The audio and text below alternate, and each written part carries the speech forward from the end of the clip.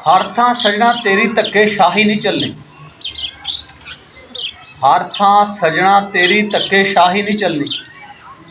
रब दी इच्छा ते मर्जी ना खिलना है फुल्लां। शरेआम मार दे ठोकर पिंजरे दी चूरी नूं।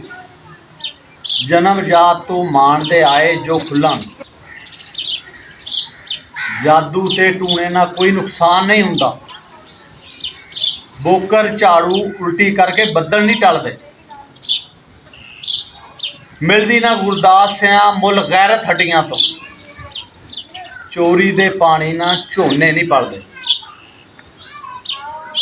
सारे काम धक्केशाहियां नाल नहीं हुंदे। खुदा दी जात दी मर्जी शामले हाल हुंदी है, काम फेर हुंदे। जिड्डा भी कोई धक्का कर लवे, अगर खुदा दी मर्जी शामले हाल ना होवे, काम सिरे नहीं पहुँचते कदे भी।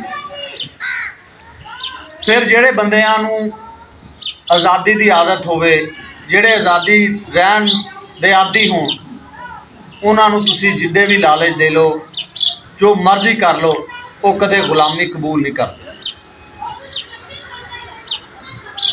सानू लोकां नूं ये वहम हुंदा भी जादू टूणियां नाल नुकसान हो जांदा है, लेकिन अगर खुदा दी ज़ात दा अमर ना होवे, कोई किसी का कोई नुकसान नहीं कर सकता, कोई भी जो मर्जी कर ले।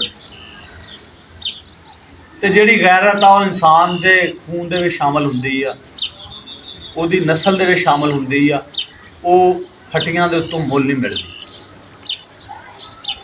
तो जिहड़े जिंदगी के मामलात आ वो पूरे करने वास्ते ना चोरियां नाल नहीं पूरे हुंदे। कोई भी चीज़ है तुसीं उहनूं पूरा करना होवे ना, भी चोरी कर करके वो तुसीं उहनूं पाया तकमील तक नहीं पहुँचा सकते कदे भी। जिद्दी मर्जी चोरी कर लो, वो सिरे ते नहीं पहुँचदी। यह गल है।